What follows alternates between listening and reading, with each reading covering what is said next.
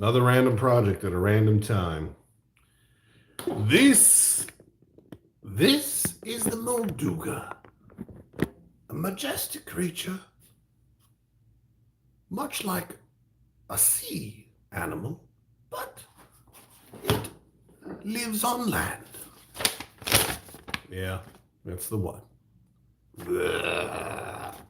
So, according to the game lore and the interwebs, this thing's pretty huge. How big is it? Well, it's pretty big. So to scale, this would be a human. So if I'm looking at that, then I think 3 feet, which is a pretty good size, would probably be to scale to something like this, or maybe a little Zelda character about that tall. So yeah, big enough to eat a little character, whole. So let's take a look at this. What are we doing? What am I doing here? So what I've got right now is the head section. Let's pick this up. You got the head section. Newman. You're Newman. I'm not Newman. So we've got the head section, the center section, and the tail section.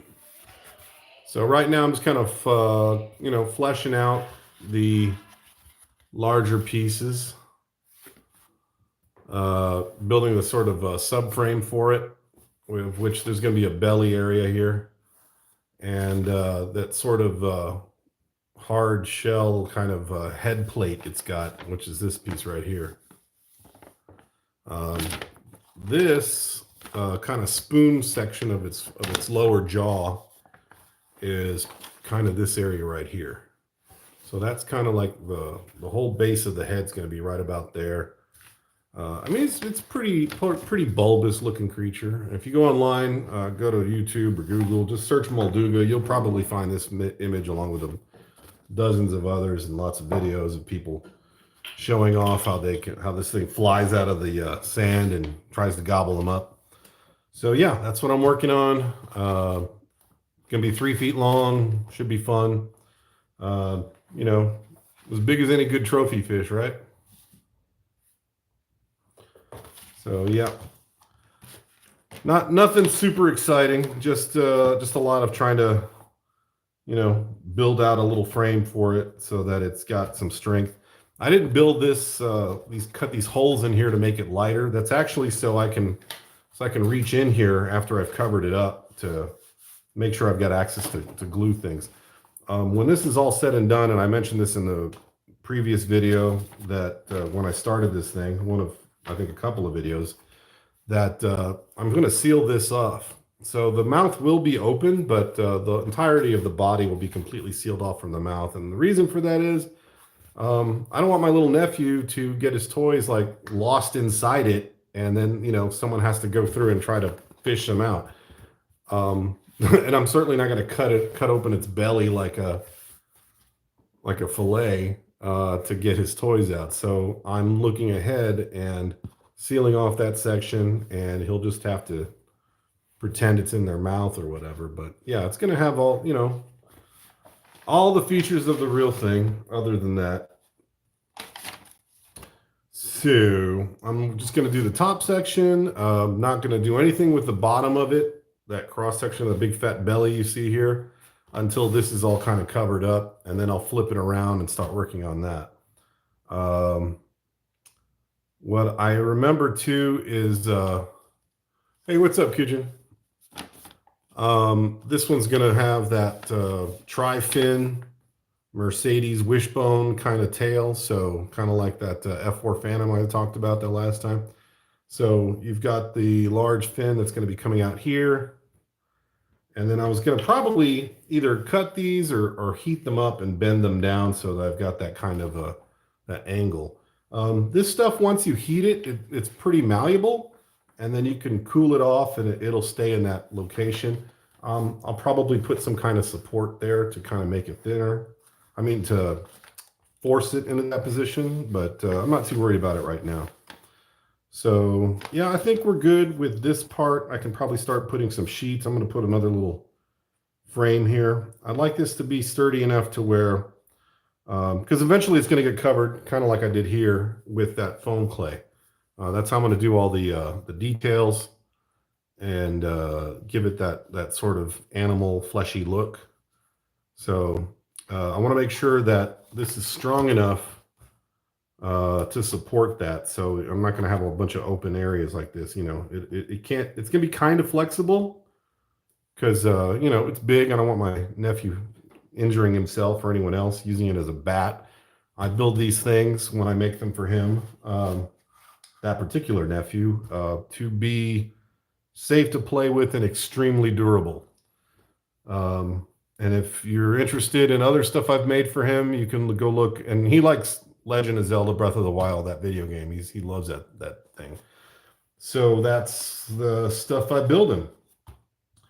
But if you go back and look at some of my other videos, the first couple of videos I did and what kind of spawned this whole YouTube thing was the Hinox, the blue Hinox I made for him, and the Bokoblin Talus. This one is going to be the giant Molduga. Molduga. Thank you, sir. Thank you. Thank you very much. Thank you very much. So let's get started. That looks like a good section right there. We'll slice that up. Like I said, this is going to be kind of boring. It's mainly just me slicing and dicing. But if you got any questions, it's slow enough to where I can probably answer any questions you have. And I can see enough of the screen sitting down. I'm comfortable enough in this nice air-conditioned area to not be stressing out and sweating. Yeah, the other thing too with this is, and you might notice, it's not super clean. It's not super like tidy, if you could say. The foam clay brand I use, which I've used, I'm on my second tub now. This is my first tub, which I'm kind of running out low on, and I've got another full one, is this Cal Palmy foam clay. I really like it. Just keep in mind, if you're laying it down pretty thick, and that's probably true of any foam clay, as I understand it.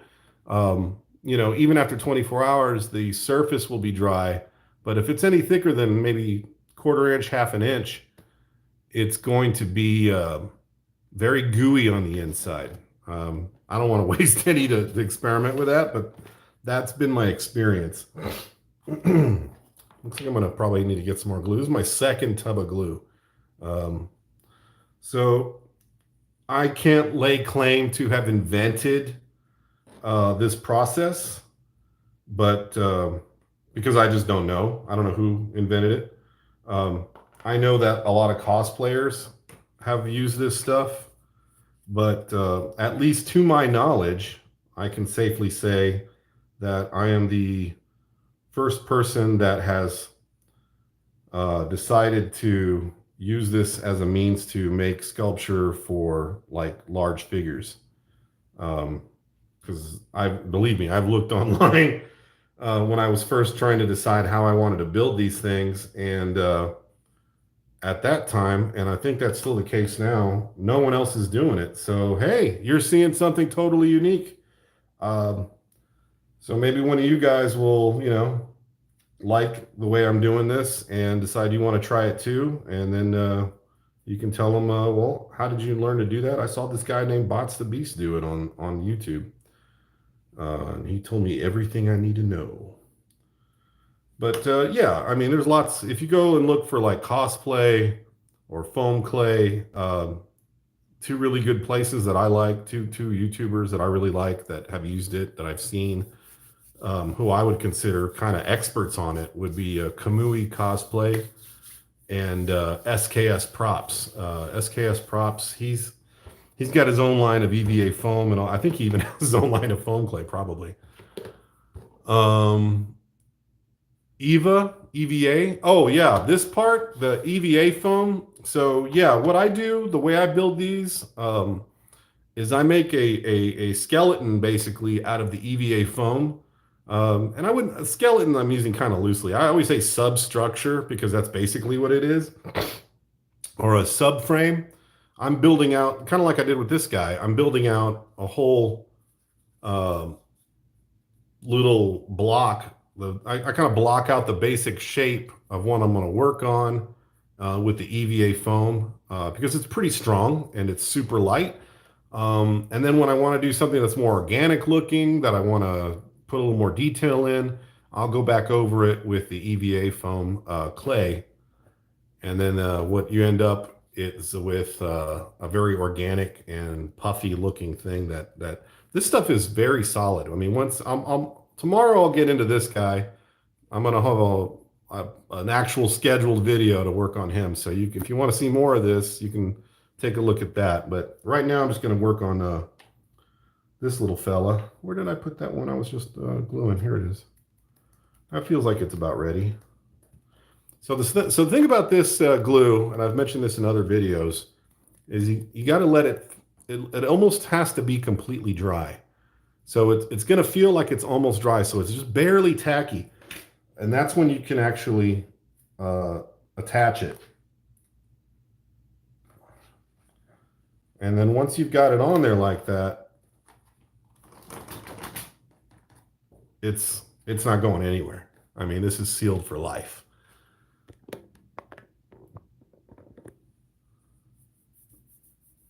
Hey, Silver. Hey, Esra.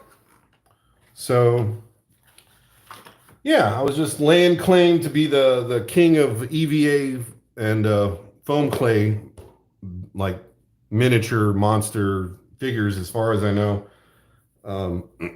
Whether that's true or not, hey, I don't know.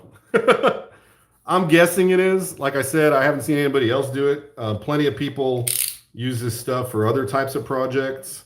But as far as I know, I'm the first one that's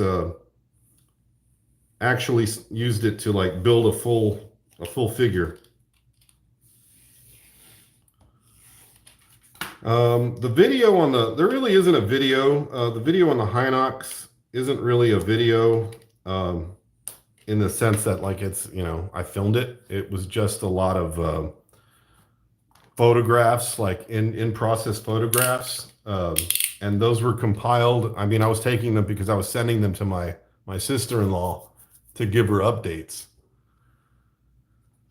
Let's see. I think that's a good spot for that one. And I don't even actually have to spend that much time on this. Let's see here. Like, these don't have to be perfect.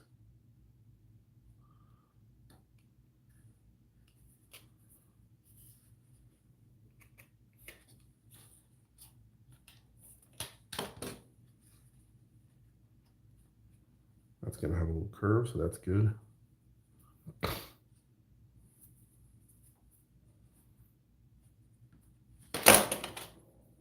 Yeah, super sharp blade, look out. I got it. Let's see here, maybe just a little bit. Think about the EVA, if you kind of work it in your hands a little bit, you can kind of get it to a shape you like, and it'll kind of hold that for the most part. That's another nice little thing about it.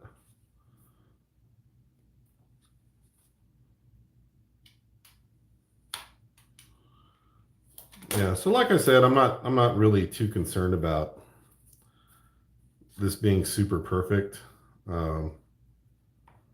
As far as the frame goes, like it doesn't have, like, the pieces don't have to like perfectly match and fit. This is really just to kind of get a nice strong under section.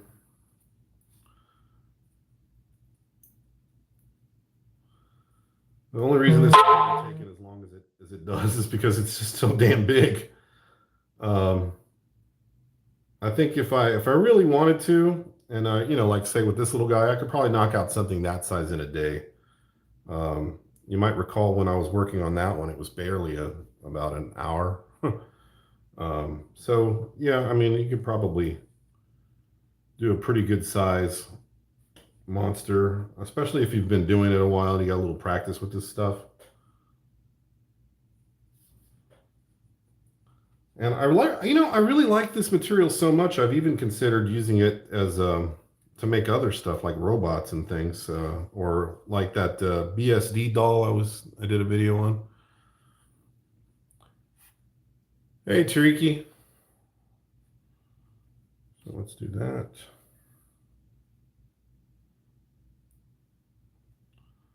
Speaking of BSD, is it BSD? BJD. That's what I'm thinking of. Um, I wanted to do. I kind of looked into BJD stuff for the OMC bot mecha that I'm making, which I haven't started yet. I've only just shared basically drawings of. So um, yeah, I kind of after kind of researching it a little bit, the ball joint dolls. I really like the way they assemble them, and there's a lot of things I like about it. Enough to where the game I was looking at making, I might even make a few of the. Yeah, hit that little thumbs up if you're digging it so far. That'd be nice. Appreciate it.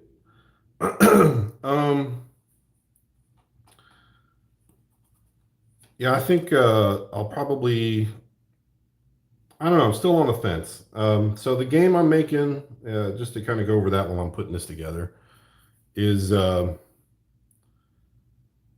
it's like a tabletop fantasy um, strategy game. Like Warhammer, or I wouldn't say Dungeons and Dragons. I guess there could be some role play elements to it. I really considered that, to be honest. But that game is basically the premise is you've got your combatants or what have you, and you roll dice, and they move a certain number of inches, and they shoot little things at each other, and stabby, stabby stuff. But yeah, the whole point of those is you're playing in a real world environment. This table, as is, would be your battlefield. So if this were your figure, the considerations you'd have to make is that, well, this is the size of your figure. 1-to-1 scale means like this guy in real life would be this size. And this terrain is exactly as it is. It's a desk with a bunch of junk on it. So you would have to measure out for how to, like, do that jazz. Um, is the G-bot done? What's the G-bot? I'm not sure if I understand that. Refresh my memory on the G-bot. Mm-hmm. G-bot, G-bot. Or maybe that was addressed to someone else, I guess. I don't know. All right, so this looks like it's ready. Okay. This one's right here.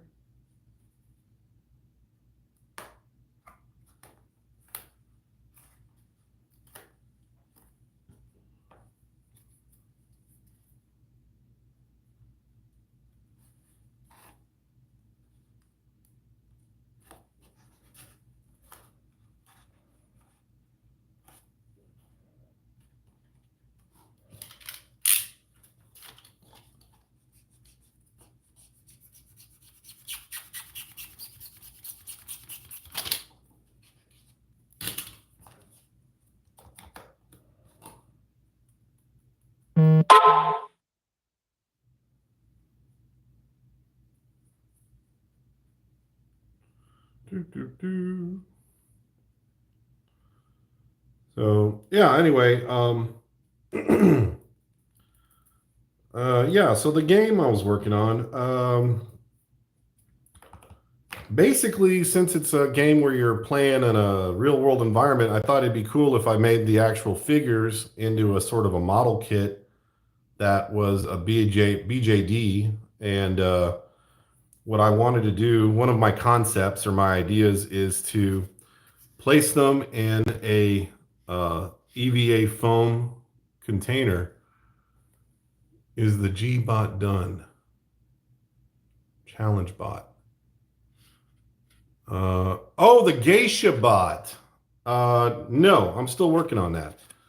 Um, that's got uh, that's got some clothes. I'm actually going to be working on that one tonight a little bit. Um, what I want to do is I don't want to sew because I'm terrible at it, and frankly, I want it to look good. So yeah, that one's going to have real fabric for the outfit. I want it to be fairly accurate. So that's actually going to get done, but you know what? I don't like the way I don't like the way this one's shaped. Yeah, see, I'm going to have to cut it now.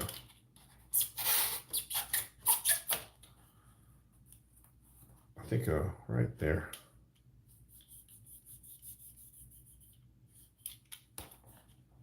Uh-oh, maybe that was too short. Uh-oh.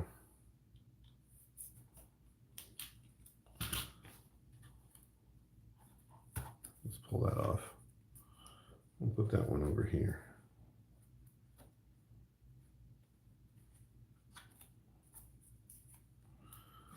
No, the geisha bot. I mean, yeah, she's almost done.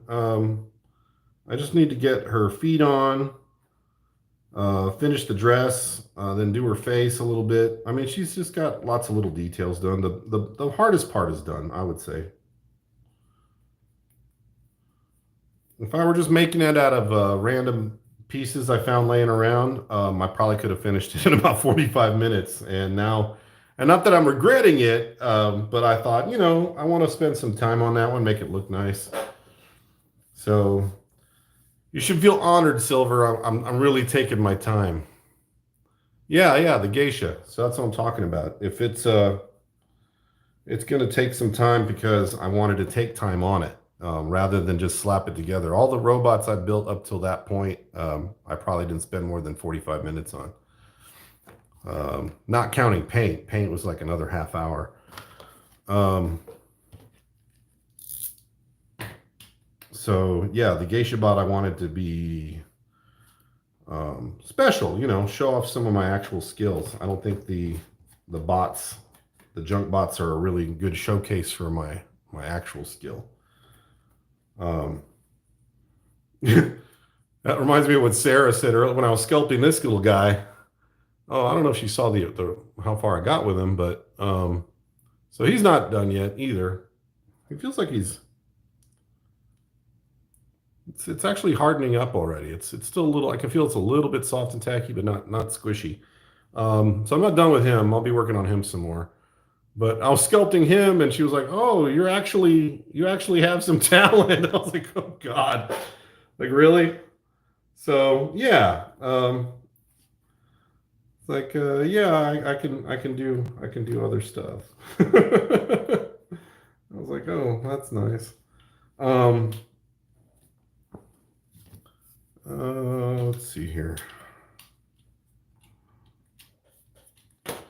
But yeah, when this is done, it'll basically look exactly like that. You get time, check out the game rules for if worlds collide. Okay. What kind of game is that?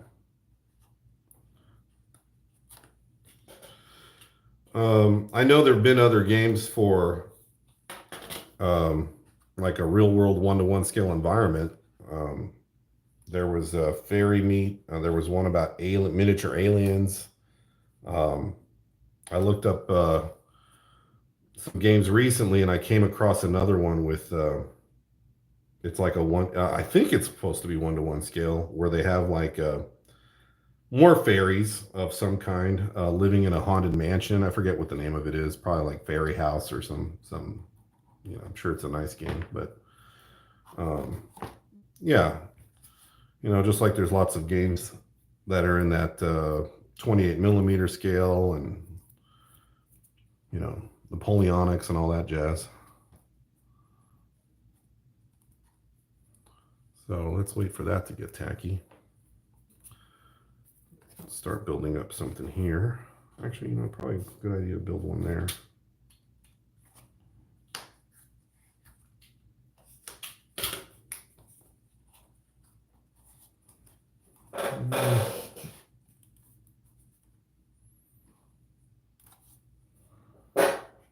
Let's shave that down a little bit, right?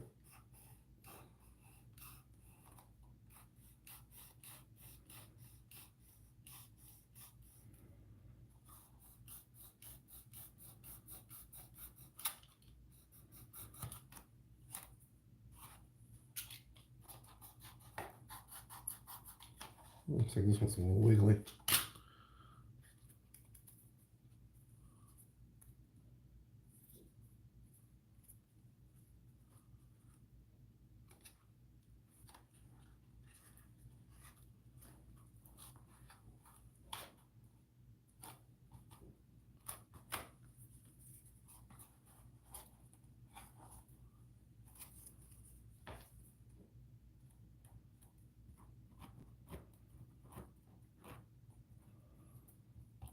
So with this stuff here, this barge glue, a little goes a long way, really. You only need a very thin kind of layer to get tacky on here.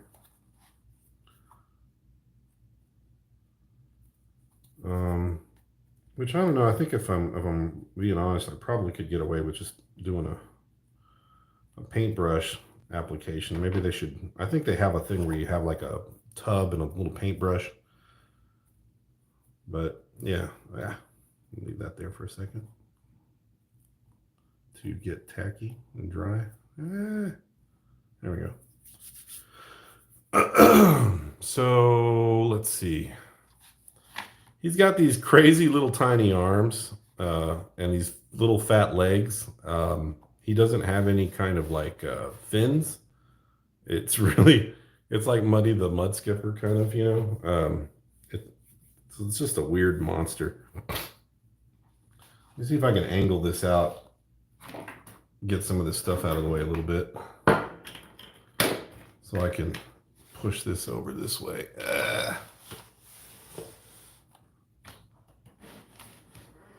There we go. This is not a small desk either. This right here, this cutting mat's a 2 foot by, or an 18 by 24 cutting mat. This table's about 4.5 feet, almost 5 feet.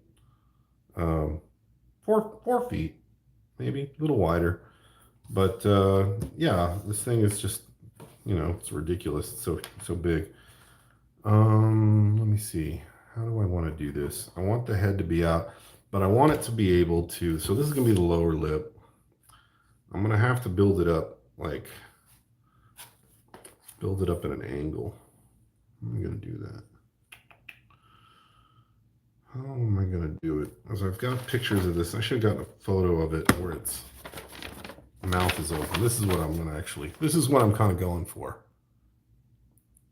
So, kind of a mouth. And what I'm doing right now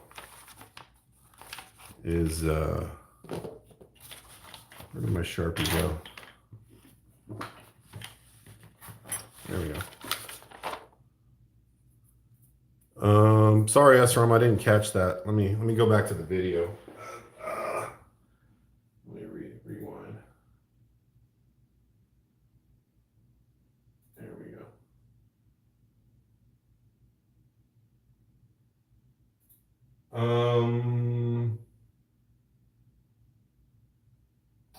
Oh yeah. The foam clay. So I'm not going to I don't need to cover the entire thing. Like this is probably enough foam clay to cover actually a very good majority of it. Remember, I'm layering this whole thing over this. This is all going to be smooth across the top. So there's going to be sections that look like this all the way across. The foam clay is really just for the details, the kind of fun organic area. And it's going to be a very thin layer at most. In fact, I bought another tub just for this project. Um, yeah, I mean, if you consider like seriously, go look at the. If you haven't seen it, trust me, you'll know what I'm talking about. If you look at the Hinox video on my site on my channel, that thing is about a little over 10 inches tall. It's pretty big. It's pretty wide. That probably used about, if I had to guess, about this much foam clay, like a little ball. Maybe not even this much. And that's because the majority of it was the EVA foam underneath it. And then I just layered it. I basically made a skin around it. So yeah, and trust me, I literally have about a block this thick of just sheets of this stuff. To save myself a little time, I bought a roll of a thinner foam, EVA foam, which I can just lay over, and a roll of an even thinner foam for those bendy, hard to reach places. So I'm not worried about running out of foam clay because I'm just really not going to use that much, or at least, yeah. If I were making this completely out of foam clay, I probably need like 10 tubs of this. But yeah, that would be something for sure. But yeah, I build it with this stuff first to give it strength, and basically it just, there we go. It makes it super strong and super light.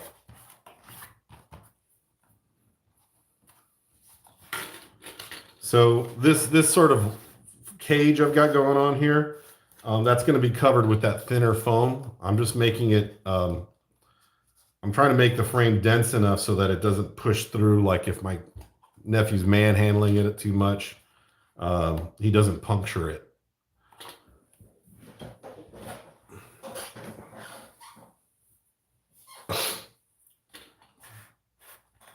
All right, let's see.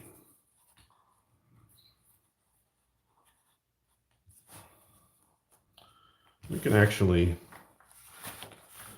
let's do this. And I'm not wasting any pieces of foam either. This is gonna be like, let's see here.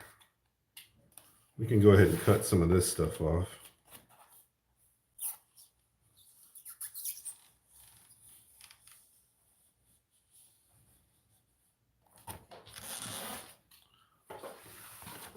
Where's this tail at? Right about here.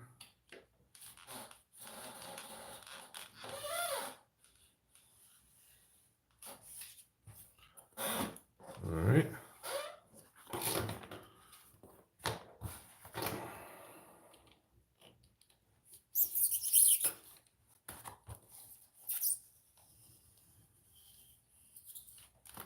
I'm giving it a little bit of space around the edge just in case I decide to make it bigger.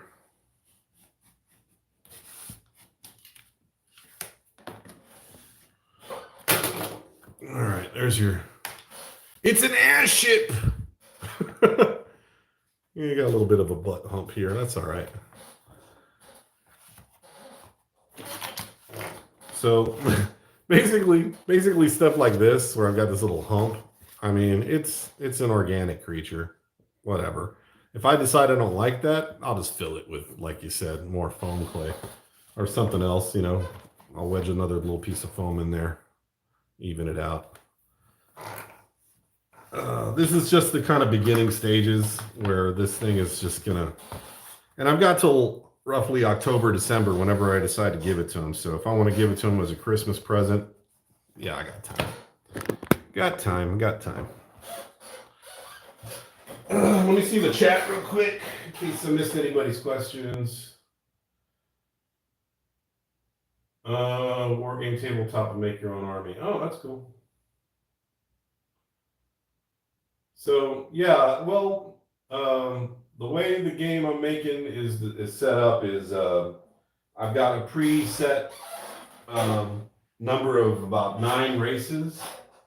You pick out your characters. You've got like it's on points cost. So your opponent picks out a few. You pick out a few. You can play with as little as one figure on as your team if you want. If you had like 10 people playing, they could each power one little character and just be walking all over the house. Basically, your entire house is the battlefield. So yeah, the way the rules are, they can jump, fly, run, climb. So I just thought it'd be cool if you had a little figure for the game that could pose in a position that you needed it to climb up the side of a fridge if you wanted to add magnets to its feet or use grappling hooks or change out its weapons to suit your environment, things like that. And the idea was, and the reason I was showing this, wherever it is, I've been burying stuff. La la la la la. Where'd it go? Oh, yeah, yeah. So I just thought it'd be cool if I decided to sell the figures, is if I sold them as a little kit, put them in a foam, like made a little box like this, where the foam cutout is in the shape of the figure. And then that figure is inside a nice tin box. So like if you had like if you, I don't know if you guys are familiar with Altoids, mints, or any of those other types of tins. It would be a tin that you would buy. You'd pop it open. I mean, they sell like little tin boxes for all types of things. Let me see if I've got one. I saw one that was really cool. Where did I see it?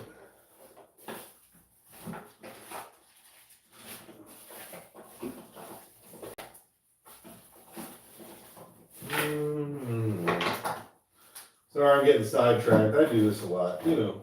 You know. All right, so here you go. So this is something I bought a while back. I like to vape. Yes, I know. Everybody's got their opinion about it, but basically, this is made out of metal. It's a little tin box. They made this really cool little graphic on it. I mean, these are fairly inexpensive to produce and make. So I thought, hey, wouldn't it be cool if somebody got this in the mail?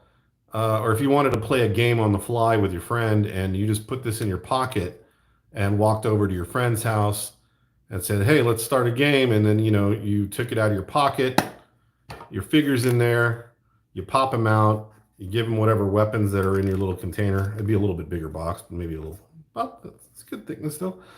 And then, yeah, once you're done, anything you don't use, you put away. When you're finished with your game, you put them back in your little carrying case, and you know that's it.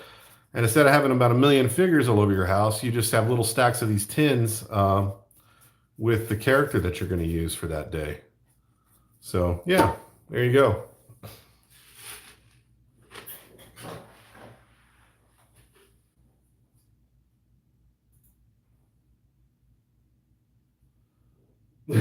I'm sure. You get your nicotine the old school way. Not that I want to turn this into a vaping channel, but this is the one I use. This one's my favorite. And sometimes I'll go to this, which is you know, my little Gandalf.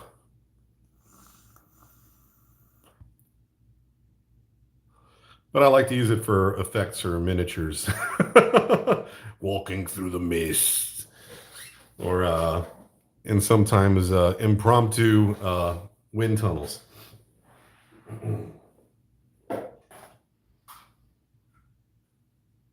But yeah. Good stuff. All right, so let's get back to work here. I think I'm gonna have to put something there.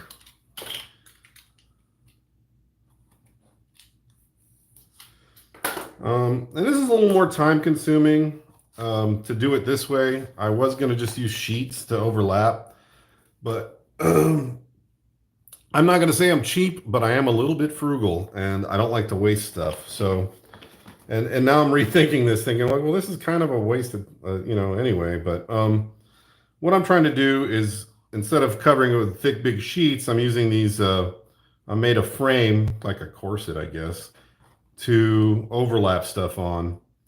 But I don't know, maybe Plus, I think it gave me. I decided it'd give me a little more control on the shape than just overlapping a bunch of sheets. But yeah, I don't know. I might rethink that. I might just go. This is taking too dang long. I'm just gonna do it the old-fashioned way.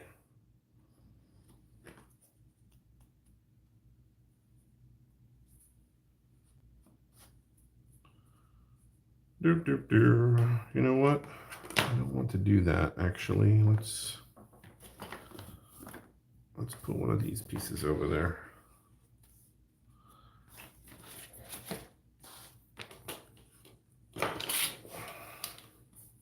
Doop, doop, doop, doop, doop.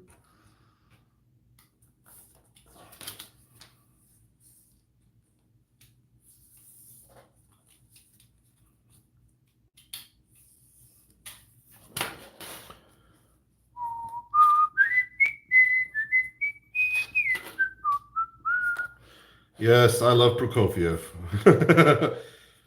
um, let's see here. Let's cut a little bit of that off.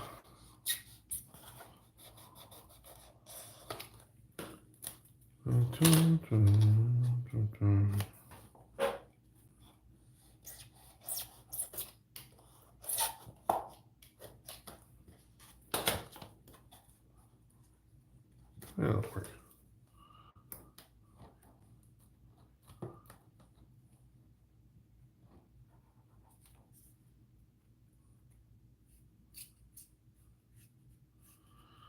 This stuff is so fluid, it almost just kind of gravity leaks right out of the tube. So you can kind of be, if you're careful, you can be a little sparing with it without spilling it everywhere.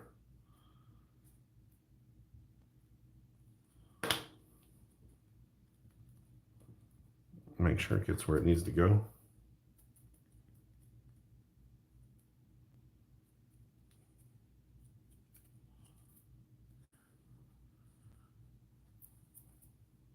Spider-Man.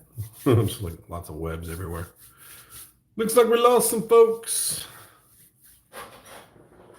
Let's see.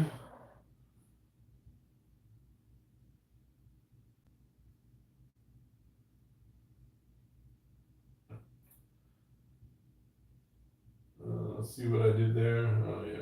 Wolfie. Wolfie? Oh. Yeah, Peter. Esrom is a musician, so he's got that refined musician's ears, and he understands classical, or I wouldn't say classical, instrumental music, orchestral music from the 1800s. Yeah, Peter and the Wolf. Dun, dun, dun, dun, dun, dun. And then what was it? Sasha. Is it Sasha? Was the name of the bird? It went kind of like that one. That was his piece, right? And then the Hunters was bum ba-dum ba-dum ba-dum ba-dum ba-dum ba-dum bum ba-dum ba-dum ba-dum ba-dum ba-dum ba-dum bum ba-dum ba-dum bum. Anyway, boom, boom, boom, boom, boom, boom, boom, boom. Yeah. Yeah, that's what he's talking about. He's talking about that wolf. Yeah. For those of you that are refined, just kidding. Just kidding. I jest. 'Tis only in jest. I was telling you, what did I say? I told Andy I was going to do an entire stream in an accent. And I literally was practicing. I was messing around with a very bad Irish accent the other day. What did I say? It was something like, yeah, forgive me if you're Irish and you hear this. Well done, bots. Oh, yeah. Thanks. It was, what did I, oh, so you're expecting me to speak in a different accent? In order for me to do that, I'm going to have to spend a little bit more time. I'm not here for your fan service. But it sounds kind of like a really like a really bad kind of like what's the word I'm looking for? Kind of like TV show Irish person from Northern Ireland. It's like, yeah, it's like, is that what everybody thinks Irish people sound like? I don't think so. Southern twang in there. Well, I mean, Southern twang kind of has a little bit of that. I always thought that British people go to the Southern dialect when they're trying to be American, um, because it sounds a lot of the sounds that come the inflection kind of has a lot of sort of British sounding bits to it. Going to bed. All right, see you, Cujin. But yeah, yeah. Believe me, if anybody knows about Southern, I do, because I live here. I live in the South. If I wanted to talk like this all night, I could, um, but I don't have that inclination to engage in a drawl just for y'all's entertainment. So y'all can deal with it or whatever. I mean, that's just like that's my lazy cowboy voice. Um, we go. All right, here we go.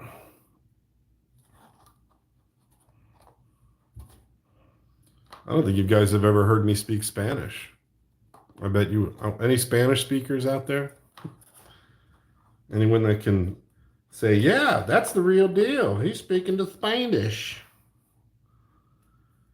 How about anybody that failed Spanish introduction to Spanish in high school? Any of those? Anybody? No. Yeah, you wouldn't recognize me if I spoke. You wouldn't recognize me when I'm angry. Um. So yeah, I can speak Spanish fluently. I used to be pretty good at Russian. Italian, no, it's okay. You know, the problem with Italian is I used to get it confused with Spanish a lot. There's a lot of words that are super similar. So if, and I've told people this before, it's like, so like in Spanish, since I'm doing all kinds of other nonsense, let's just do a language lesson while we're at it. So in Spanish, if you want to say the desk, you say el escritorio, right? El escritorio. In Italian, a desk is just scrittorio. So if you're saying a desk, you're saying e scrittorio. So does that make sense? Like instead of saying a desk, you're saying a desk. Yeah, it gets confusing. Like what was it? Table was tavolo. Um, I don't know. There's all sorts of words that are so similar. Anyway, if you already know Spanish pretty well, it's an easy mistake to get those two languages mixed up in your head because they share a lot of similar words. I wouldn't say they're exact, but plus the inflection is different. You would say escritorio, and then in Spanish you say el escritorio. Does that make sense? Now I'm starting to sound like that Metatron guy. He loves doing that. He loves making those comparisons. Yeah, I watch that guy. He's fun. Um, just so you know a little bit about me, some of my deepest, darkest secrets. Puerto Rican Spanish, and this is funny. So Puerto Rican Spanish is its own dialect entirely. Uh, it's a, I would say it's a dialect for sure of Spanish. If I had to say the most correct Spanish, um, I wouldn't say necessarily. The everyday Spanish that people speak in Mexico is pretty close, but they do use a lot of words that's not correct. But if you are in Mexico, you're taught Castilian Spanish, so you should know better. It's kind of like saying, well, the English that Americans speak isn't real English. What they speak in the UK is English, right? That's the way it should be spoken. So in Spain, Spanish is the way it should be spoken in Spain. But you go to like places like Chile or Venezuela or Argentina. I think the Venezuelans, Argentinians probably. I like their accents. But in Puerto Rico, you've got lots of really different words that have nothing to do with Spanish. Like bus, they use the word wawa. That's I'm no joke, no joke. Um, yeah, look it up. Go Google it. There's like very specific words that are Puerto Rican Spanish words. They're specific to Puerto Rico. And if you ask any Puerto Rican, they'll tell you the same. Like, yeah, we use this word, and no one else in the world will understand it except them. But yeah, they primarily speak a form of Spanish, but they use a lot of words that are really just unique to Puerto Rico. Also, yeah, Cubans too. Everybody's got their own version, just like everybody in the U.S. has their own version of English, right? Californians sort of sound like this if you're talking to them. People from the South sound like this. People from New York, New Jersey, Boston, they're all going to have their own little dialects. Or I heard a lady the other night. If you've been on a Be It Easel, check her out. She's a good painter. I'm going to say that she's a very good painter. She does some interesting paintings of cats and xenomorph aliens being knighted by queens. It's very peculiar. But she's, I think, a Wisconsinite, and you can hear that Wisconsin uh, accent every once. It kind of comes through every once in a while. Oh, what was I working on? Oh yeah, how am I doing? How am I doing? It's getting there. It's getting there. I think we might we get to this section here, taper this off. We can start working on that the belly. But I think where I'm going to have the biggest problem is figuring out how to work the head out. I think I should just go for it. Just get a piece, wedge it there, and build around it, and then that's it. Just say like, there it is. There's the mouth. Done. Probably ought to seal this part off first. So maybe let's do that. Let's do that. Let's seal this bit off real quick.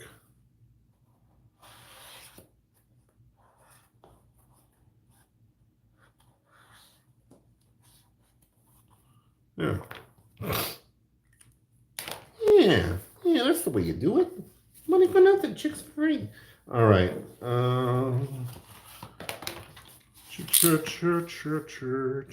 Changes.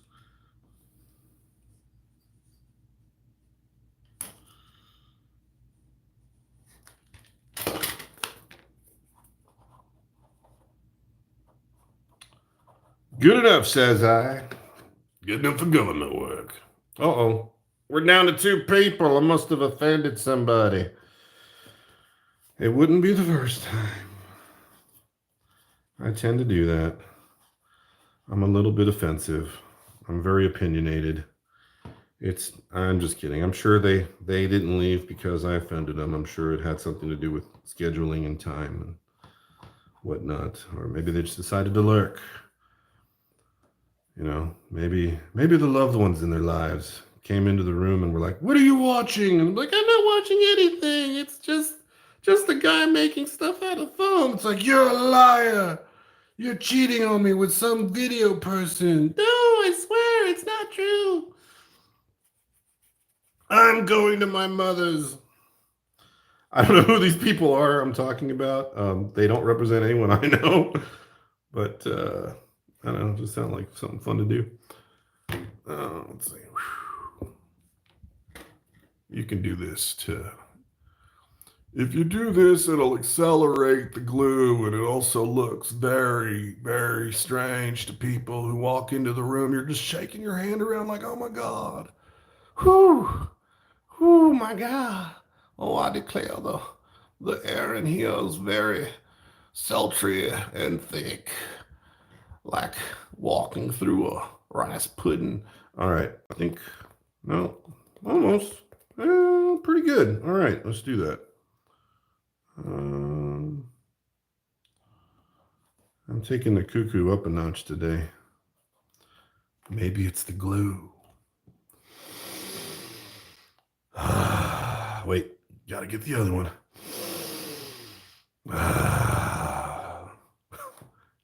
Hello.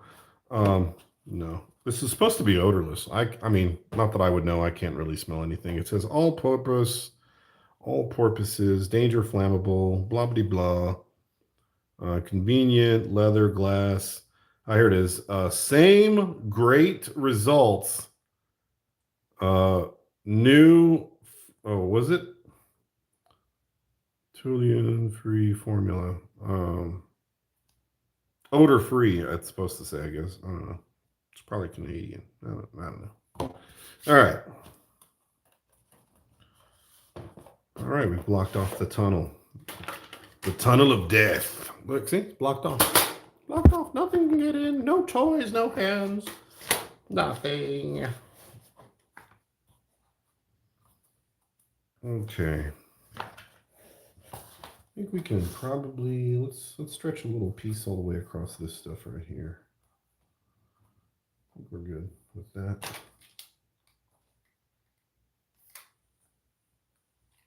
Okay.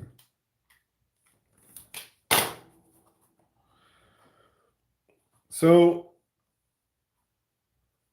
I'm looking at Twitch. I am. I'm considering doing Twitch. What do you think? One of two of you that are here. Which two of you are still here? I'm gonna say, let's see, maybe SROM. Too much pudding-based ASMR on this channel to share with family. What is your obsession with pudding?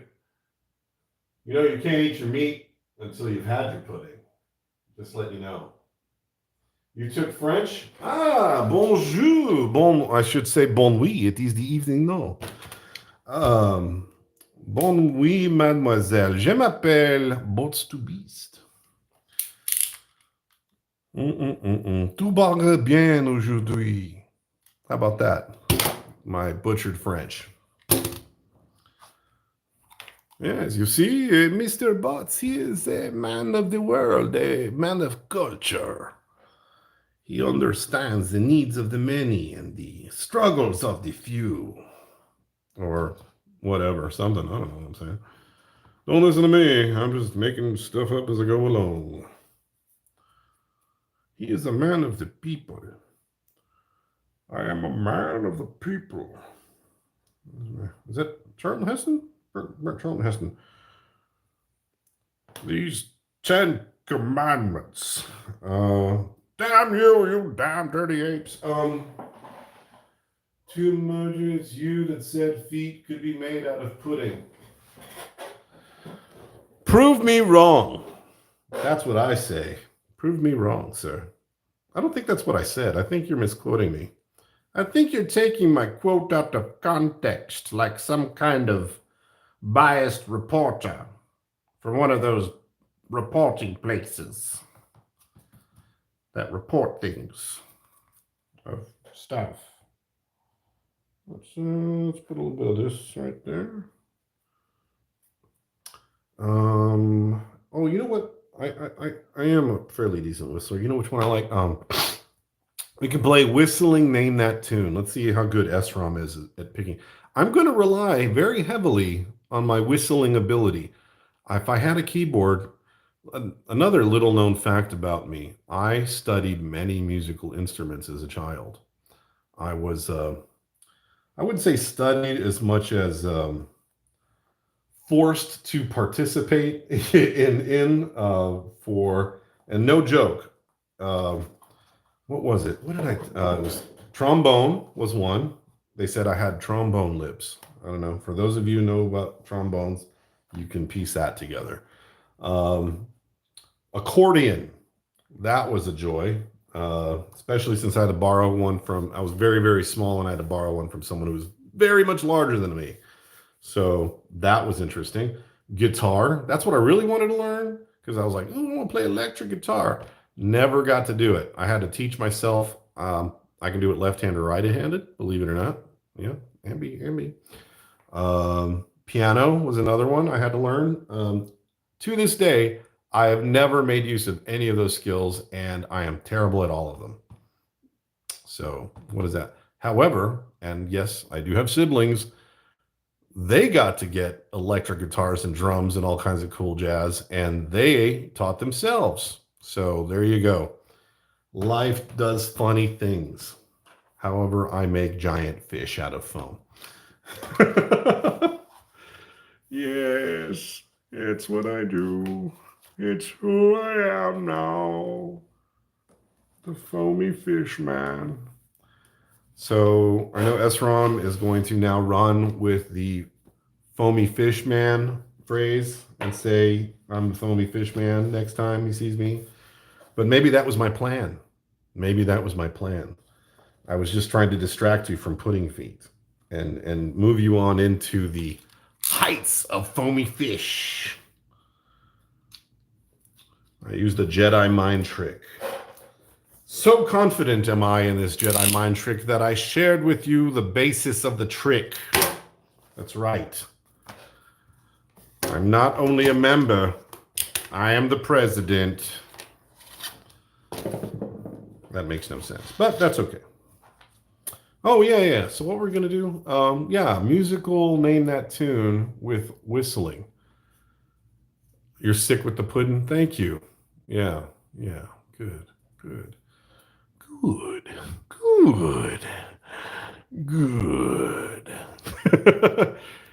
I always get a kick out of Yoda. You remember that scene in Return of the Jedi? Where, where Luke is like, he's like out of breath and Yoda's behind him. And I don't remember what Luke says, but at the end, Yoda was like, good. That was just creepy as hell. Or like when he's like, I'm not afraid. And he's like, you will be. You will be. You know, like, oh, come on, Yoda. Come on. I'm a kid here. I'm going to be dreaming about creepy Yoda voice for days now. Thanks, Mr. Oz. Frank Oz. How is he doing? Did he pass away? That's sad. I don't know. Maybe he didn't. Maybe I'm just thinking out loud. But if he did, he freaked me out. That's all I'm going to say. The creepy Yoda voice. Man, I really got off the subject there. I love doing this musical, name that tune by whistling. We're going to start with, let's start with the orchestral stuff. Yeah, the you will be scared me. Yeah, right? Am I right? Yeah, good. I'm not alone. But you will be. That's that crazy Yoda. Always freaking out little kids. Let's do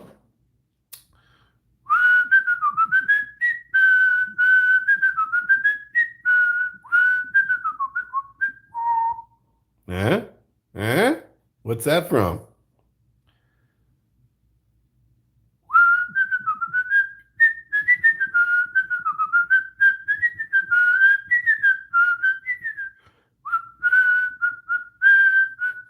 No? Anybody? Anybody got that one? I know it's a little bit weird. It's just a whistle. It doesn't have all the instruments in it, but the main tune is there. The main tune is there. Come on. You're not gonna do it with Shazam. Shazam's not gonna work. I don't think it works with. They say there's one that works with whistling. I'm not sold. All right, let's get this one all the way over there and all the way over here.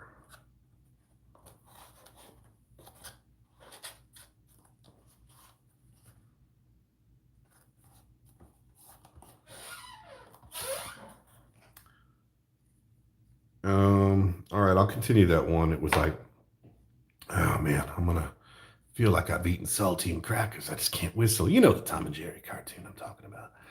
How does it go? I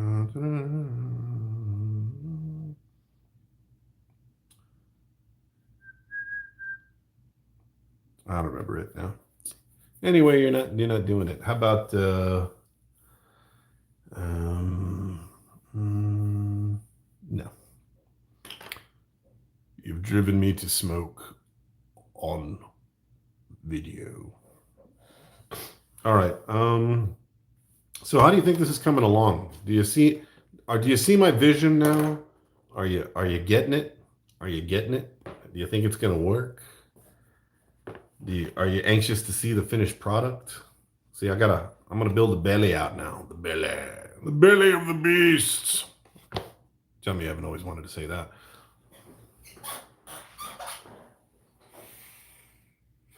Russian? That is not Russian. I'm gonna hide that. I'm gonna give you an opportunity to think of something else. Think Goethe, German philosopher and opera composer. Um, his name looks like it's pronounced Goeth in English. That's Goethe. Goethe. Goethe. Goethe. Goethe. I don't know, something like that. I don't.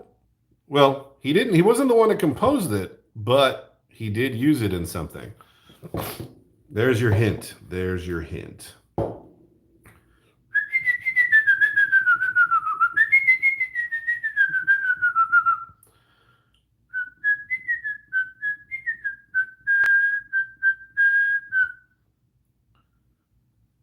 And then there's a part, I guess the part that really gets everybody is,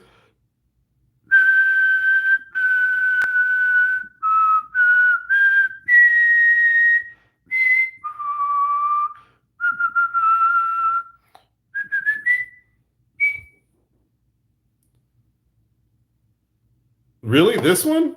Huh. Well, just for you, I might spend more time on it.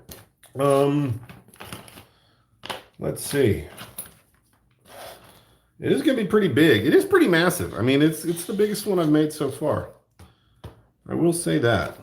It is definitely big. It is big. Not big in the like, oh, it's kind of, that's a pretty good size. I mean, like this is a big puppy. Big puppy indeed. Big indeed. You know what? Let's put the dorsal on it. Let's just go for broke, man. What are we gonna use though? I guess I could just put this on here for now. I mean, how far does that extend? What does this look like? Oh, that's right. It's got that funky, those rib things.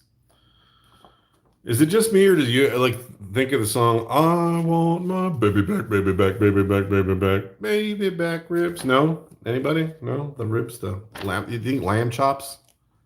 The lamb? No. Okay, just me, I guess. Well, I mean, these are pretty big, so let's see. I had a piece that I was working on. Where is it? That's a pretty good size. I think. So if they're that big, well, maybe this one will work then.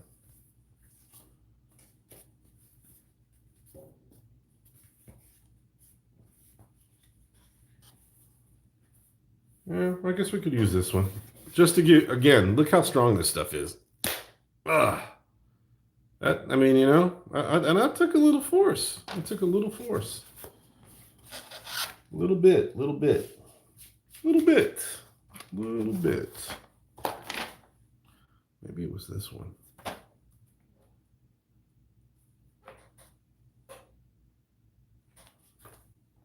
I think we can maybe put these two pieces together.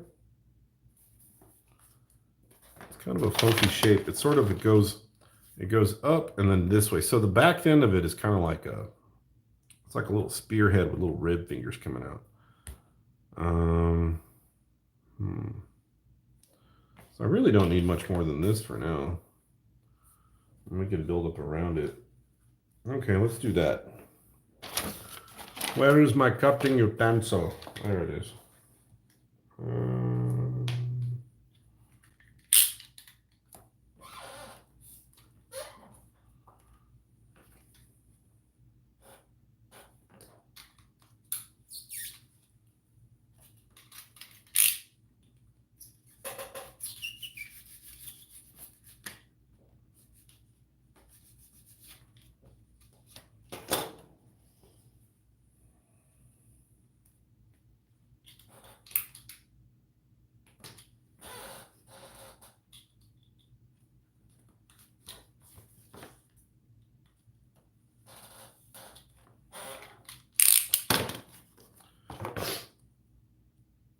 let's see where we can get with this.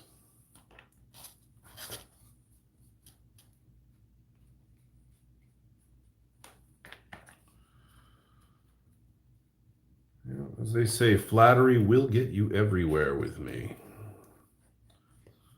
Who doesn't like to be flattered? I mean, oh no, I don't like to be flattered. Nobody likes to be told that they're good at something. It's like, bull, okay, I do. I love this stuff. I can't get enough. You just flatter me all day long, so.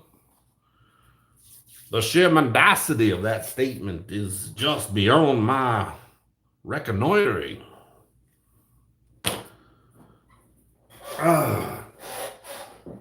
Papa needs a drink break and a smoke break.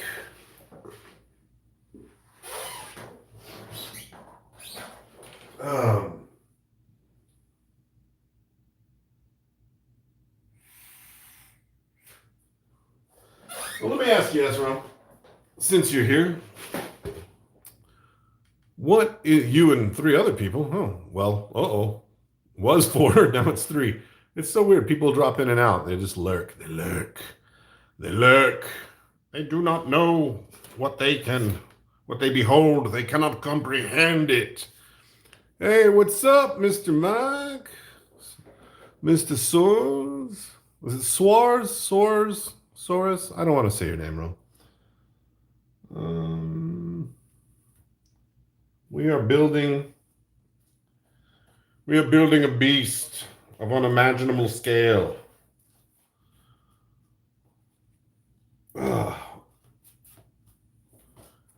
It's so huge, it's imperceptibly huge. It's so gigantic you can't physically comprehend it in your mind. It's like a leviathan. It kind of is like a leviathan. I mean, or I could be building a replica of a World War I handheld, bomb that they dropped out of airplanes. When they used to fly over and they'd buzz people and they go, yeah, here's a little airplane. Yeah. And the little guy would be like, there, I see them behind us. And then the little guy would grab the bomb and he'd be like, oh, there it is. And then, it would explode too early because it was made in World War I. And they go. So, yeah, again, just to show you how confident I am in this stuff, this is barely even put together. I mean, it's just, You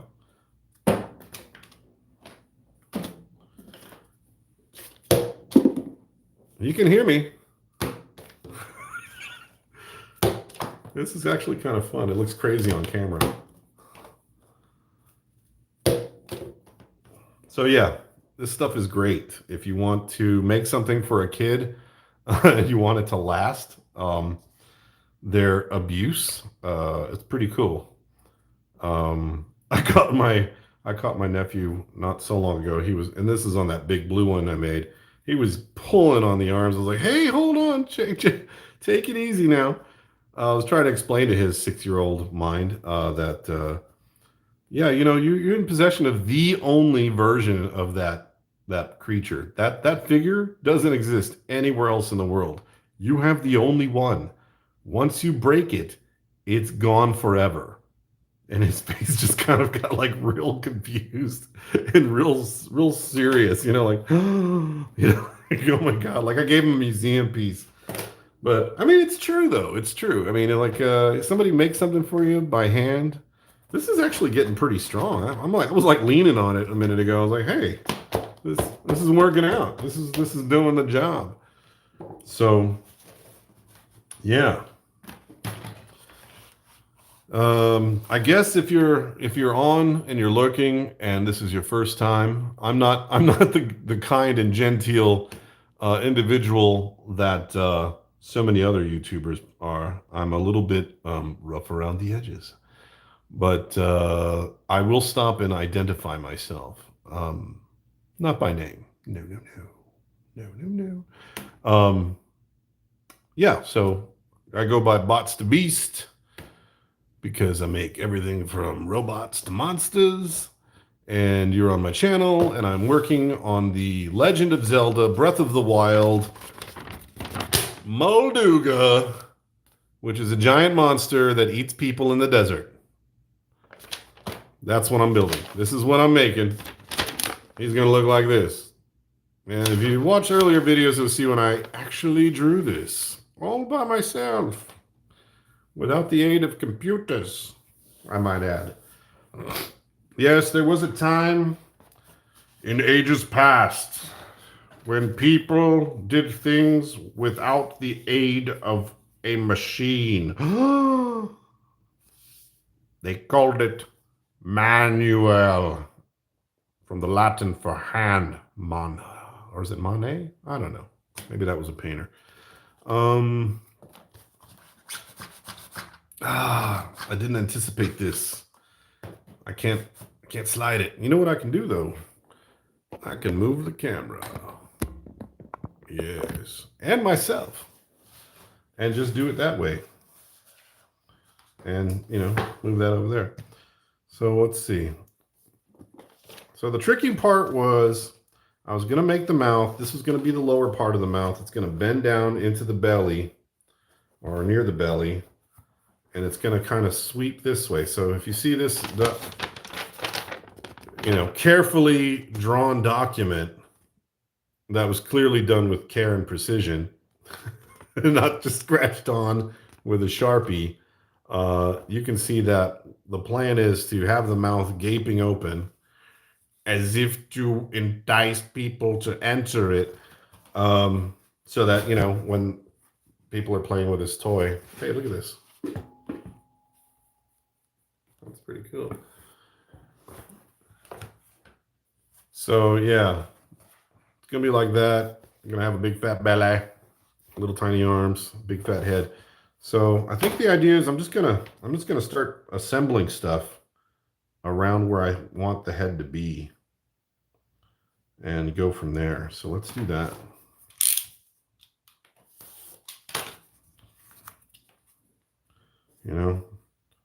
Let's just start going for broke. I kind of think the head would start a little further out. I might have to reinforce this with something. I don't know.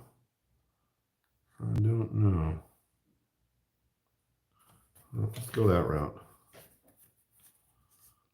Let's cut this at an angle. I wonder if I can do this at an angle correctly. Oh, that didn't work out too well.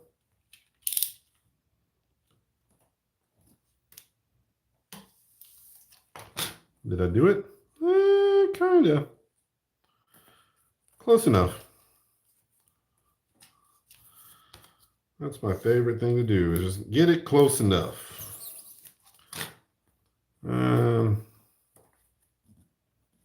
Yeah, sure. Why not? Let's do it. I can work with that. Like I said, and I've said this many, many times, none of this stuff needs to be too perfect. There's always, especially when you're working on something this big, there's always a way to fix it later. It's the end result that matters. My goal in this is to make it strong, not pretty, underneath. So I really don't care about how it looks until the skin and the paint goes on. So the idea here is I've cut this at an angle. Oh, nachos. Bots, you are off the hook. I am off the hook, like a fish that's just been released from the hook and is enjoying his newfound lease on life in the great expanse of the ocean, the origin of all life. Don't know what I'm talking about. Yes, I'm a little cuckoo these days. It's my advancing years, you know. Man, my poor wife, she has to live with me. Just imagine that. She don't have to. She does it by choice. So who's the crazy? Who's the crazy one?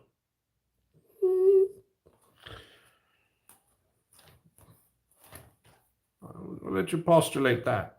Or perhaps I'm using that word incorrectly, and I am the one who is postulated, and you are to answer. What am I at? I'm at an hour 20 on this guy. Hey, I got the beginning of a mouth. Hello. Hello.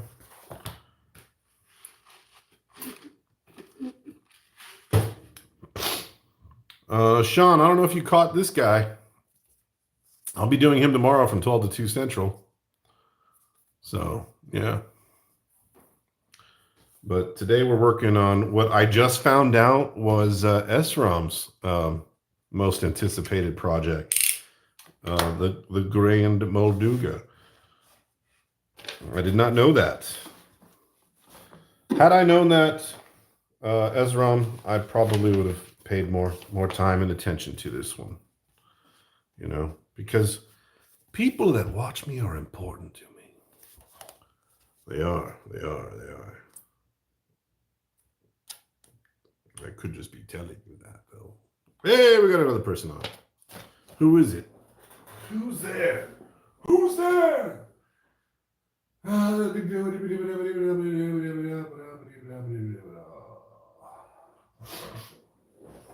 Well, I don't know who's on here. I guess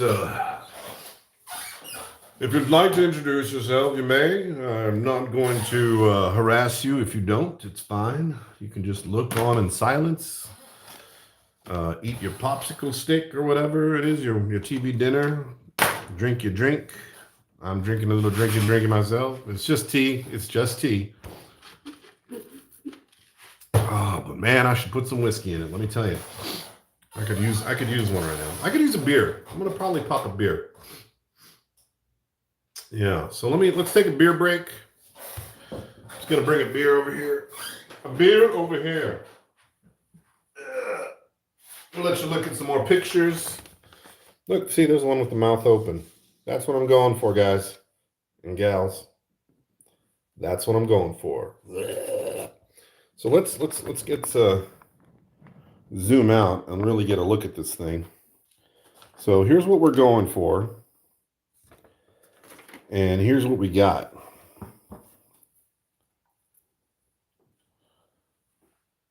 Yeah, it's getting there. It's getting there. So imagine that. Imagine that kind of coming at you.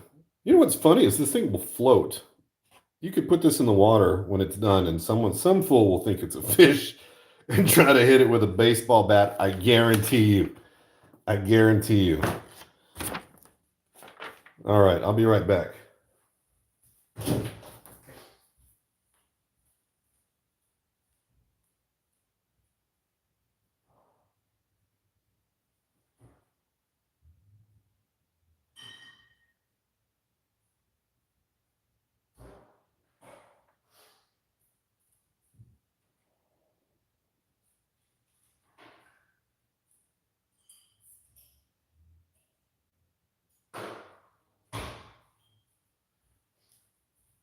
All right.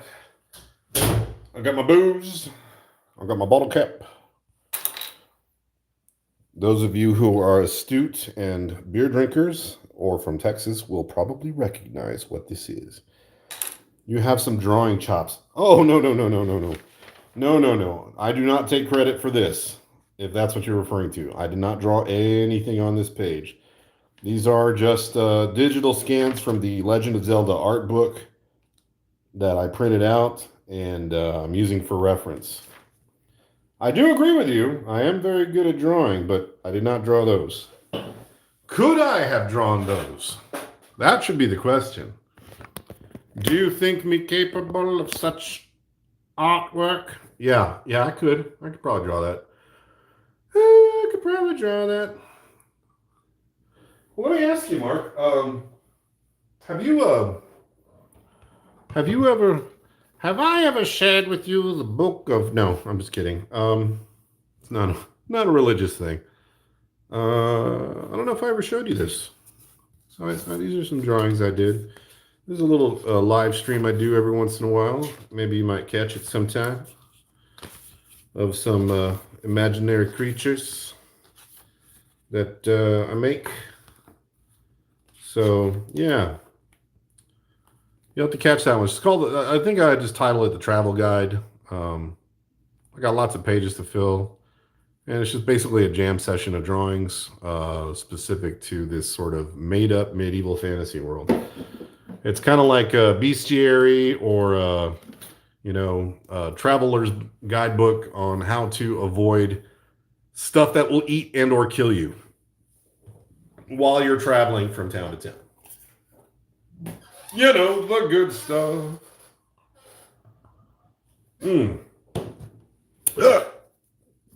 All right. Where were we? We're at 126. I might wrap this up and go start working on the geisha here in a little bit. So unless you guys, I really, sky's the limit in terms of what I'm going to work on tonight. Like I said, I'm using most of today just kind of get ahead on some small projects I've been messing around with or haven't caught up on. I did the greenie. I made a taco. I'm working on this thing. What else did I do? I did something. Oh, I was gonna I did a video. I almost died. Let me tell you a story. So it's 108 degrees in that garage today, and I was in there with a mask on and an airbrush, and I even broke down and I think he used some spray paint too. But I had to open the garage, of course, because I let all the vapor and fumes out. But man, it was hot in there. It was hotter. I mean, like I touched the floor with my bare feet earlier, and that, I mean, it's like a damn oven in there. It's like an oven. Let me tell y'all, it's like an oven, all right? You're gonna go in there, you're gonna bake like bread. It's pretty bad. Pretty bad. So yeah, I didn't share that video, but I actually made some progress.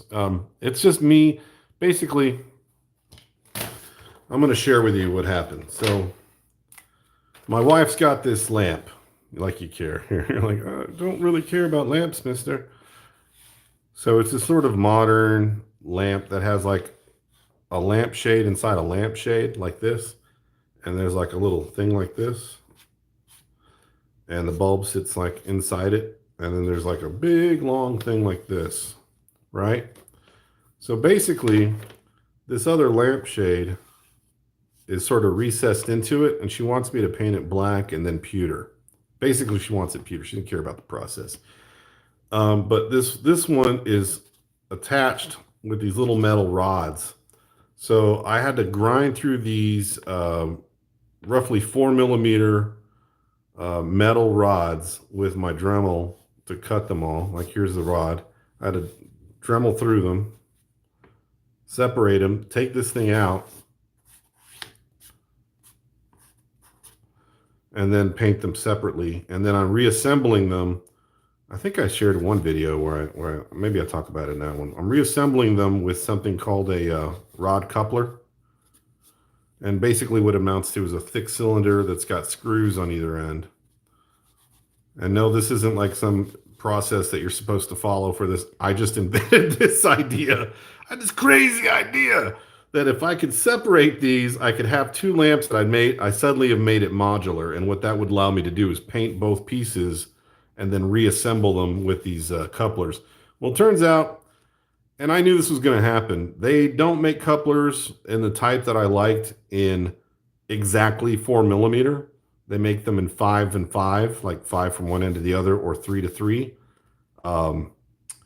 So, being the genius I am, I ordered the 3. I ordered it smaller because you can always make the hole bigger it's a little harder to make it smaller. Well, I probably could have used shims. And now looking back, I probably should have just gotten the 5 because then I wouldn't have to worry about it. Anyway, point is I had to drill these 3s out and it's brass. And I was like, drilling into it.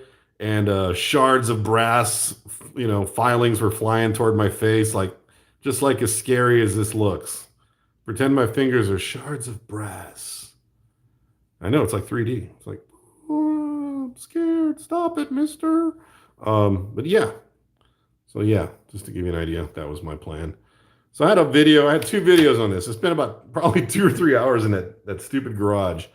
And I know this isn't a DIY channel, but I thought, it's about I'm cutting in metal and I'm airbrushing. It's kind of like the stuff I do.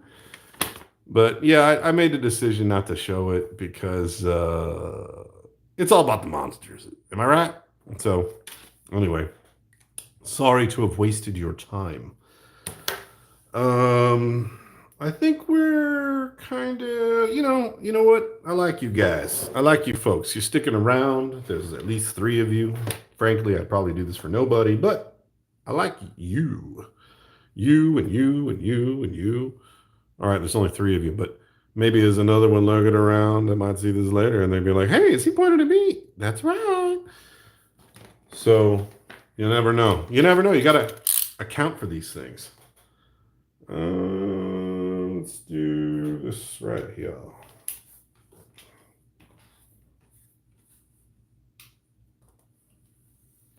There's one thing I do is prepare. Yeah, see, told you. Number 4. So I got 1, 2, 3, 4. Yeah, I like the Swedish Chef. Nobody asked me that. I just decided to tell everybody. Bark, bark, bark. Today we're going to make the Molduga. We're smarter for the hand. It's for the frame with the fishy hair tail. Cook the Molduga and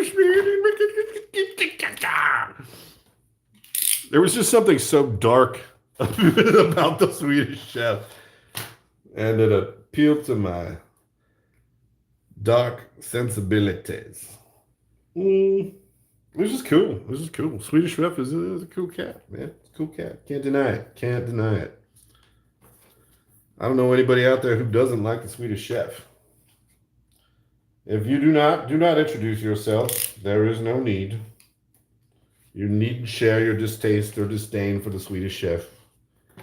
Just allow me to live in a fantasy world where everyone loves him. All right. This is going to have. We'll do a little curve. Like this.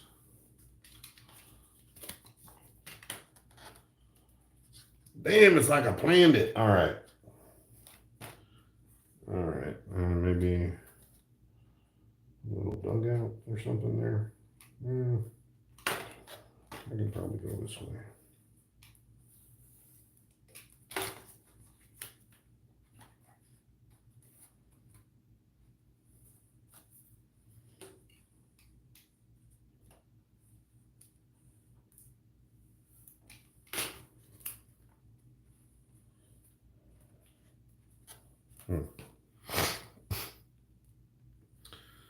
Well, there was a 4th person in here, but now they're gone. I think I scared them away. Was it my Swedish Chef comment?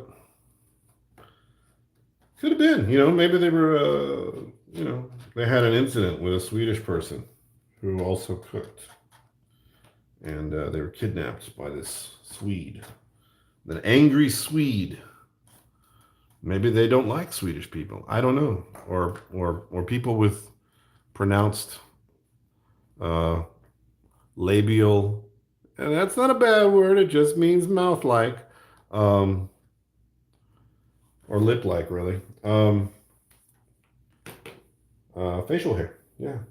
You don't like Swedish people with facial hair. That's what it is. There's your bias. That's what it is. It's cool. I get it. That's not for everybody.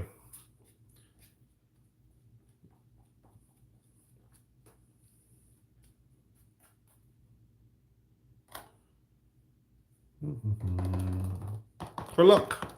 For luck. For luck. For luck. All right. Let's let this chill out a little bit.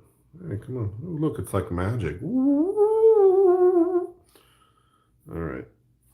Put that there. Come on. Come on, little buddy. Speaking of little buddies, I don't know if you guys saw my dog. He's one of those hyper intelligent, sensitive dogs. But I love him. Love my smart dogs, my smart small dogs. He's the last one. The other two died.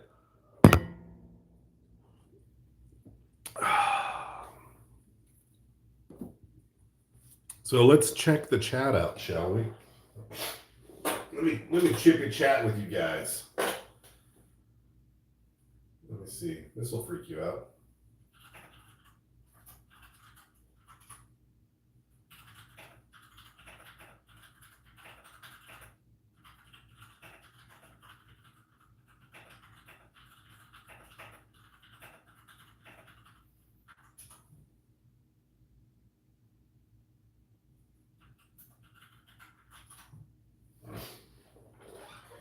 This is how we normally interact, right? I chat and you chat back. So who's in here? Who's in the chat room? Speak to me. Speak.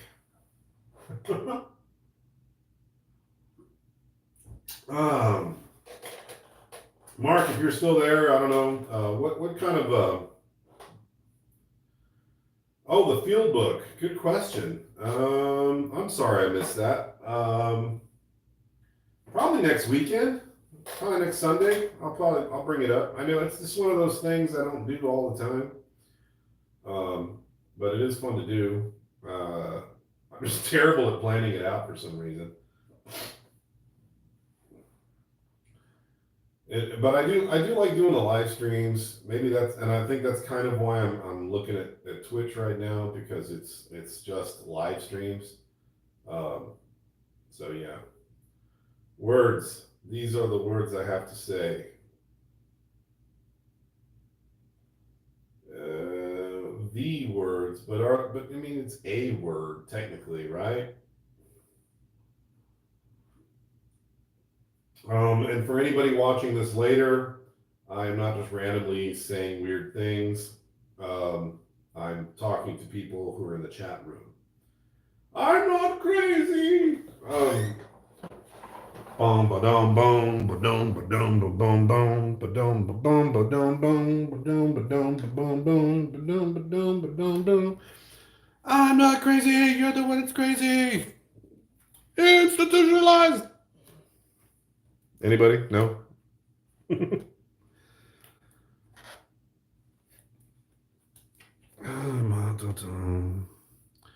Yeah, I guess it's one of those songs that kind of carried more weight at the time it was created, right? You know what I'm saying? It's kind of one of those things. Yeah.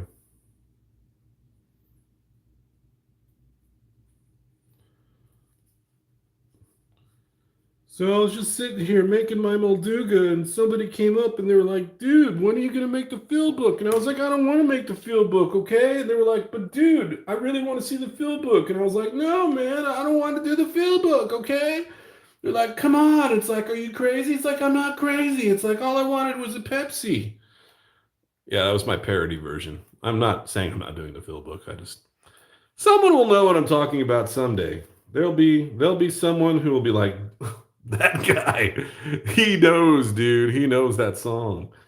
That's pretty sick. I like the way you improvise that, Mr. Monster Beast. So here's the thing. The channel is called Bots to Beasts, right? However, I am not Bots to Beasts. It's just everybody refers to me as that because, frankly, I never gave a name. I have a name. I do not wish to share it. But what would you call me otherwise, right? That guy, the professor, the dude who makes things, creator. I mean, what are you going to do? What are you going to do? So I'm just kind of running with it, really. I mean, yeah. Remember that character? Andy sure got a lot of new followers on Twitch today. Never seen that many newbies in YouTube Blangadong Dang. So, are you saying I should go to YouTube? Oh, good God. I will ban you, sir. I will ban you forever. I will ban you forever. Or maybe I'll just start doing the rest of this in the sort of ASMR voice. So, and I'll only use the word SROM. SROM. SROM. Yeah, that would be creepy. It should be. It should be. Is that creepy Yoda voice again? Why won't it stop?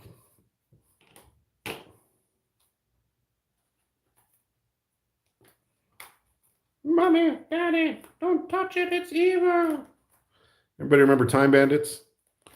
Return what you have stolen from me.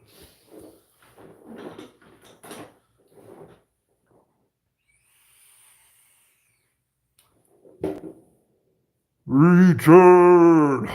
That was one of my favorite movies for the longest time. The longest time. I couldn't get enough of it. It was just like adolescent crack. Visual stimulation. I don't know. Just one of those things. On a lot of films like that. I mean, I was never a never ending story fan. Sorry, kids. I'm not gonna say I'm not of that age, but it was just a little too sappy for me. I'm a little bit of I'm a wacky dude, but I'm also I'm a little bit rugged and a little bit what's the word I'm looking for? I just don't go for the sugary sweet stuff. You know what I'm saying? I do like chocolate though, so if you want to send me some chocolate, melted or otherwise, in the mail, I will not test it for poison and or anthrax. I'll just put it in my mouth and probably die. But yeah, I couldn't go for that dang show. Labyrinth. Now Labyrinth, I really liked. Two reasons.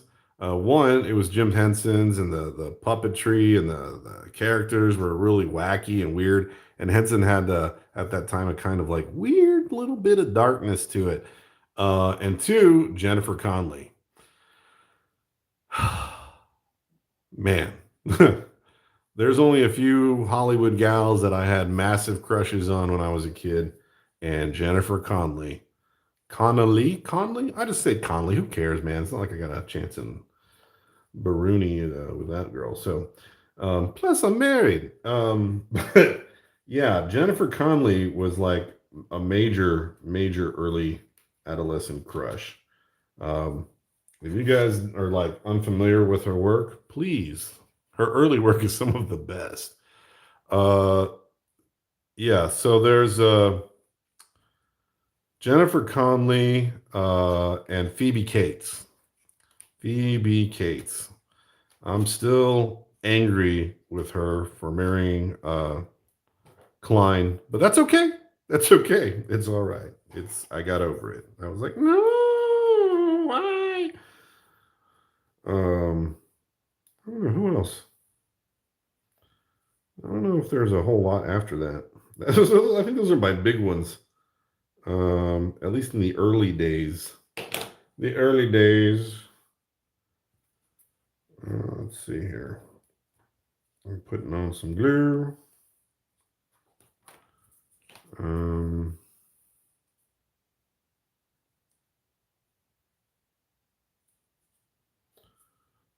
Okay. Oof. We are going on an hour and 44. I had really wanted to work on the geisha tonight. I mean, honestly, I told Silver I'd probably be messing with it tonight, but man, I really don't have anywhere else to work on it except the garage at the moment. It's way too hot in there. I do have it at a point where I could probably do it in this room, but right now it's kind of like, well, a lot of what I need to work on, I just don't have all the parts yet. And when I say parts, I mean like I need to buy some fabric glue to really sort that one out.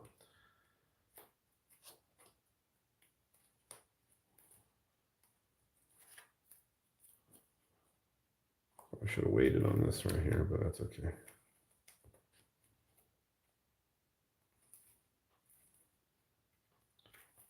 Yeah, I think we're at a good stopping point. I think we made some good progress. I know it's not much, but believe you me, this is a considerable amount uh, for me anyway. At least I think in the grand scheme of things.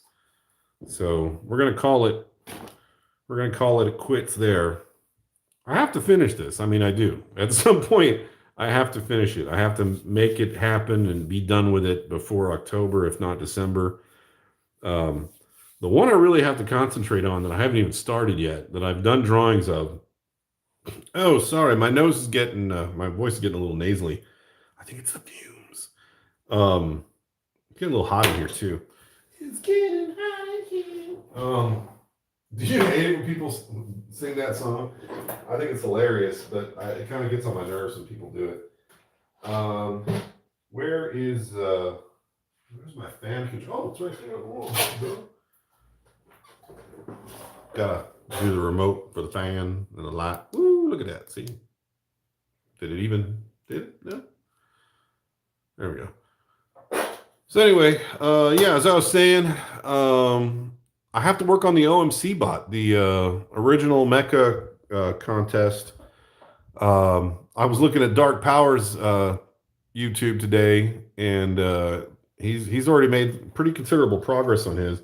Even though he said he had to restart all over, which I feel your pain, dude. I hate it when I do that. At the same time, it's like you start something and you kind of decide you get a wild hair up your butt and you decide to go in a completely different direction. Believe me, I know that feeling too.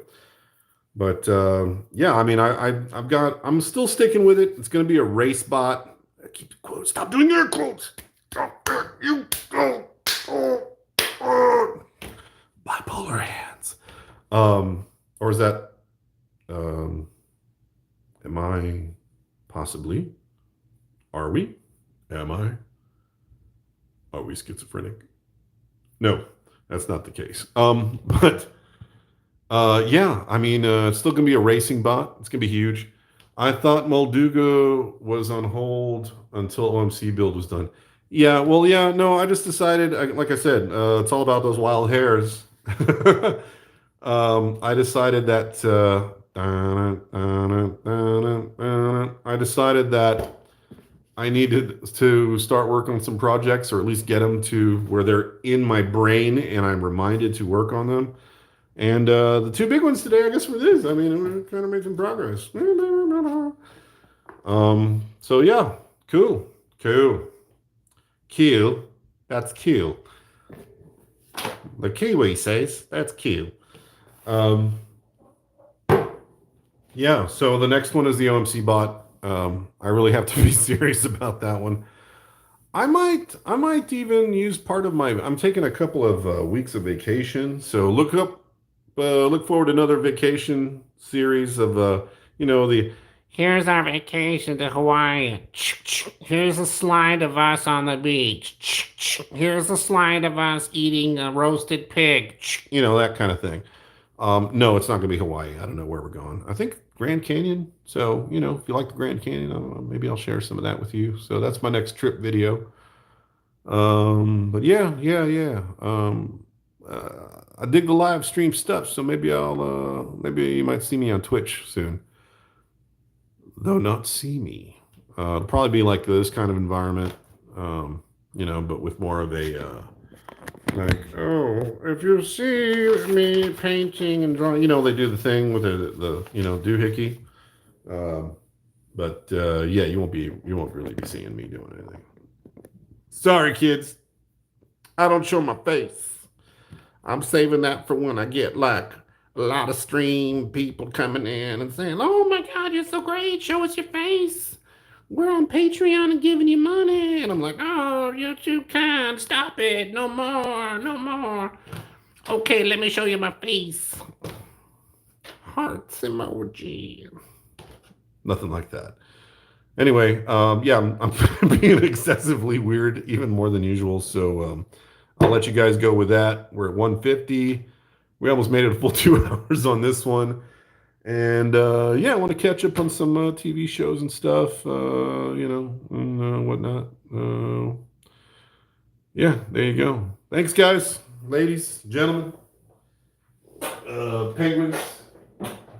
Thank you very much for joining me. I appreciate it. I will let you guys go, and you're dying. I'm a funny guy. We'll talk again. Please like the video, subscribe if you haven't already. If you're watching this for the first time and you're frightened, be afraid. Gina Davis. She was kind of like, I don't know. She was amazing. I would say she's a crush. She wasn't in the Phoebe Cates, Jennifer Connelly territory, but she was something about her. Something about her. Nowadays, no, not really. But hey, Jeff Goldblum liked her, but whatever. All right, later, guys. Later. Bye.